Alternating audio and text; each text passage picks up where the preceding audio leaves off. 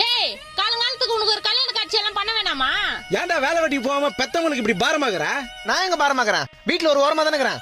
டேய் நீ ரொம்ப பேசுறடா. ஆமாங்க. என்ன நீங்க குழந்தையா இருக்கும்போது என்ன கொஞ்சறீங்க, வளர்ந்த பிறகு இப்ப கொலைக்கிறீங்க? எதுக்கு தான் இந்த உலகத்துல என்ன பெத்தீங்களோ? எதுக்கு பெத்தீங்க முதல்ல? என்ன எதுக்கு பெத்தீங்களா? பிறந்து 3 வயசுல பால்வாடிக்கு போக கஷ்டமா இருந்தது, உண்டு கொடுப்பாங்க. பால்வாடி முடிஞ்சதும் ஸ்கூலுக்கு போக கஷ்டமா இருந்தது, ஸ்கூல்ல நல்லா படிச்சாதான் காலேஜ் போக முடியும்.